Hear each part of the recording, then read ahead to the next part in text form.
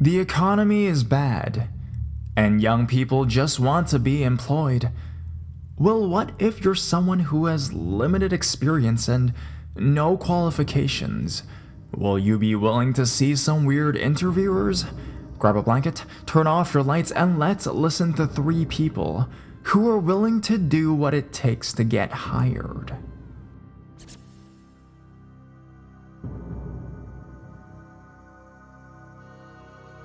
Job hunting. On mobile, hope the formatting is okay. This story happened when I was about 18. I had just finished school and was looking for a job in the city so I could move from my family home in with my boyfriend at the time. I had applied everywhere with no response when finally one day I got a call from a company whose ad I answered offering me an interview. The job seemed to be one of those promotions companies, door-to-door sales, or those guys with the little stalls in the middle of shopping centers selling crappy skincare products or paintball vouchers, although the ad was intentionally vague. I went along to the interview, which was in an office on a busy street just out of the city. So not dodgy looking or anything, no bad vibes. I had a one-on-one with John, this huge guy with dreads, who was nice and seemed very positive about my meager experience. I had been working casually while at school, and my enormous enthusiasm. John explained that the successful applicants would be called back and would all go together in a minibus to the company's warehouse to look at products and get a better idea of what sort of things we'd be selling. Sounds good. Interview went well. I got a call back for the following week. So I arrive at the office again and sit in the waiting area with about 20 other people of various ages. After a little while, John and another guy comes into the room and tell everyone, "We're just about ready to go. I just need to quickly speak with me before we set off." I'm a bit confused, but figured there must have been some details they needed to check with me first, and followed them into the glass-walled meeting room. John introduces the other guy, Steve, and says something about how he was very impressed by my interview last week, and blah blah blah. Then he says, "So, we're going to the factory now, let's go." At this point, I look up and realize all the other people who were in the room are gone. Little alarm bells are going off now in my head, but I reason that maybe everyone just went outside to wait at the bus, so I can follow them out onto the street. As we're leaving the building, John says, "Okay, so we're going to go in Steve's car," and directs me to this car parked out the front. Alarm bells are ringing a little louder now, but I keep walking. We reach the car and John says, "You hop in the back. We'll ride in the front." I freeze. My brain suddenly realizes they've never actually told me where the factory is. And most cars have the ability to child lock the back doors. Suddenly a tram goes past, and I'm jolted back to reality. Thank you for the offer, but I don't think I can do this job," I stammer. John is visibly annoyed, and he says something like, "If you don't think you could do it, why'd you come?" And I nervously reply something like, "I thought I could, but I can't. Sorry. Bye." And speed walk over to where the tram is just about to leave, hop on, and cry all the way back to my boyfriend's house. I have no idea what those guys' intentions for me were, and why I was singled out. But John and Steve, let's not meet again.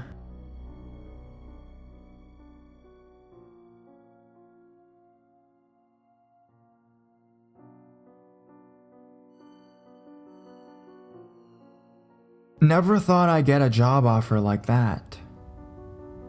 Hey guys, it's been a while since I posted anything here. Been busy with studying and such. Please remember that English isn't my first language. Feel free to correct any horrible mistakes you see. To give you some context of this story, I was 20 at the time. It was my last year and I had to put up some of my personal information in a somewhat popular babysitter website.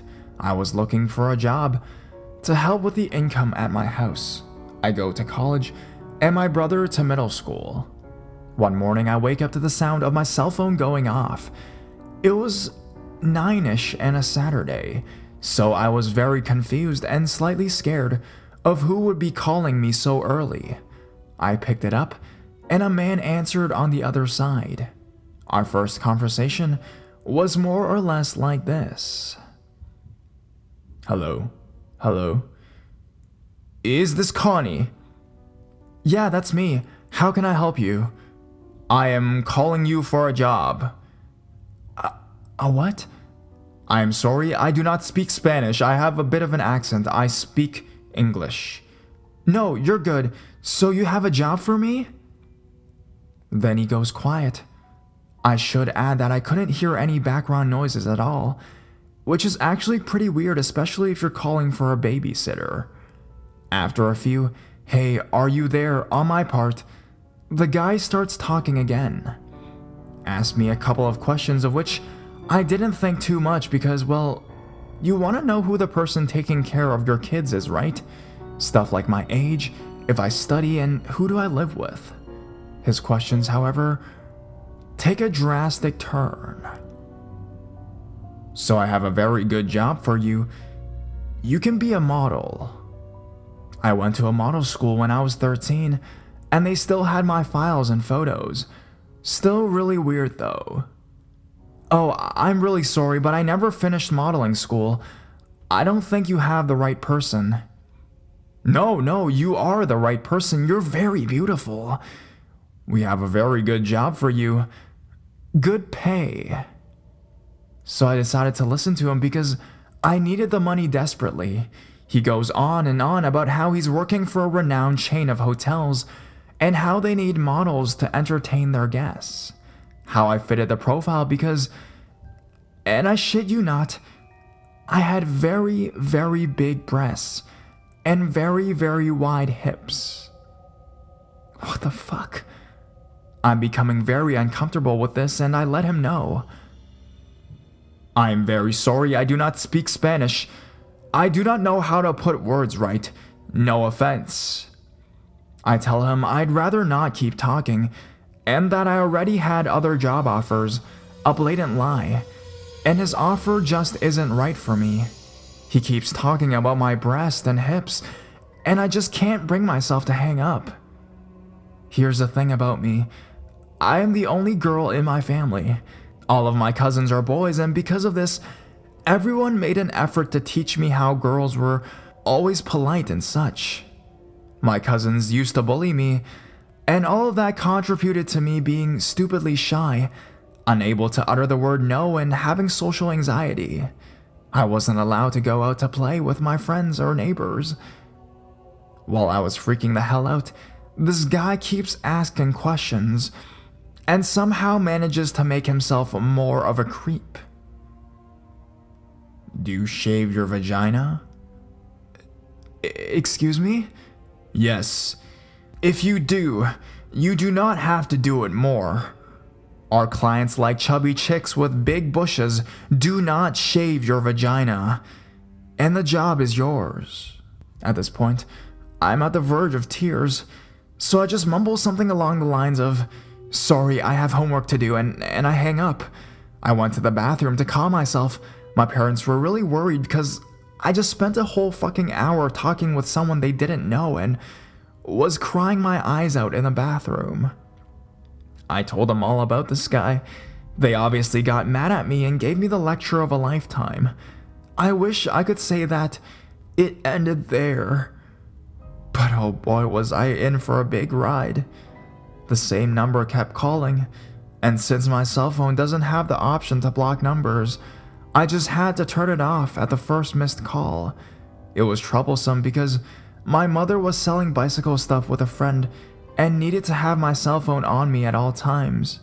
I had 30 missed calls a day from the same fucking number. About a month or so, the calls stopped. I immediately deleted my information from that site and gave up job hunting for that year. Creepy cell phone guy. Fuck you. With something rusty, hard, and sandpapery.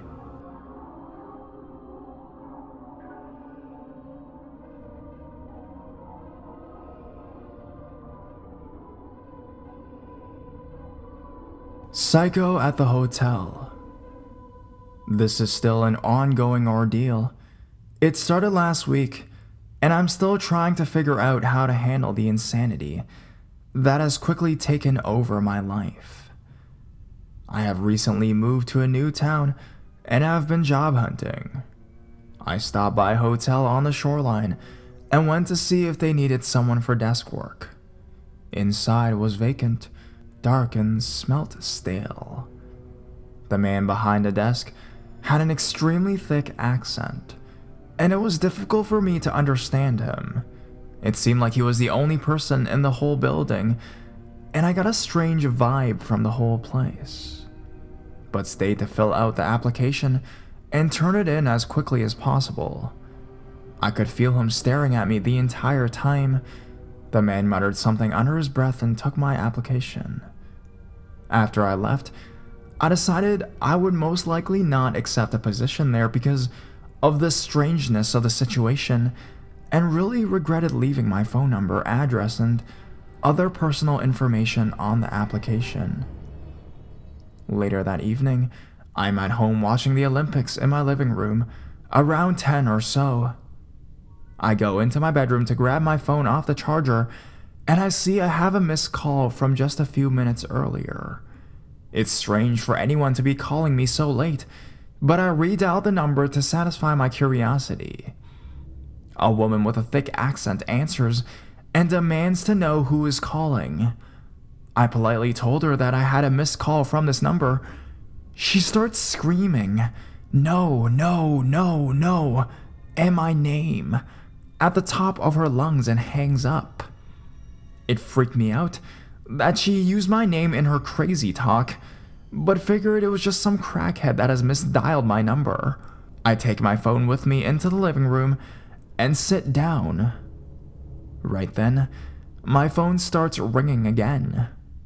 I answer, and it's the man from the hotel yelling my name over and over again. He is screaming at the top of his lungs, and I can hear the woman yelling too. I could catch pieces of what they're saying, but in between their accents and both of them screaming, it was difficult to get it all. I heard, "Disturb my phone. Disturbed your life. You can't see."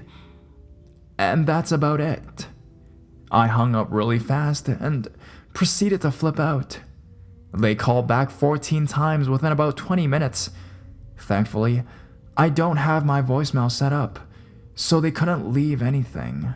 My husband came home around midnight, and I told him what was happening. He laughed it off and said they were probably on drugs and just dialed my number to fuck with me. I really hated the fact that these people had a decent chunk of my personal information, but I figured they were too crazy to do anything but make creepy phone calls at night. I finally calmed down enough to go to sleep around 3 in the morning. About half hour later, I wake up to my dog barking, growling, and charging at the back door. I know immediately that something is wrong because she never acts like this and is well trained. My husband and I both sprinted into the living room and saw a hand reaching through the doggy door, clawing at the tile. I screamed, and my husband grabbed me and we went into the bedroom and locked the door. I dialed the police, and thankfully, they were there within 10 minutes. The man was long gone, but I knew exactly who it was. I gave them my statement and showed them my call log from earlier. They called the number, but it was a prepaid phone, so there wasn't a lot they could do to trace it. By the time the police left, it was around 5:30 in the morning. which was okay with me since I wasn't able to sleep anyways. A few hours later, my husband, who was still really pissed off, and myself decided to go to the hotel to try to get some information about the guy and inform the staff that this guy was nuts. We spoke to the manager there, and he told us that the man I described had been fired a year ago for stalking a housemaid. What the fuck was he doing in the lobby last week then? They checked the security cameras and discovered he was constantly around the hotel and staring in the windows. I guess he had snuck in while the manager left the desk right as I walked in. The manager contacted the police and was able to file trespassing charges against him. Now at least the police are looking for him. At this point, I'm in tears. I had given a crazy person all of my information, and he was harassing and stalking me. I'm still receiving phone calls from strange numbers during the night, but luckily he hasn't returned to the house, as far as I know. I contacted my references I used on my applications to let them know what was going on. Apparently, my old boss was left a voicemail at around 2 in the morning on Monday of heavy breathing and perhaps some sex noises and moans. This past week, I haven't been able to sleep at all. I'm a nervous wreck and jump out of my skin every time my phone rings or I hear my dog barking. This definitely isn't the scariest story on here, but it's nice to be able to write everything out. I'm sure I will have an update in a week or two.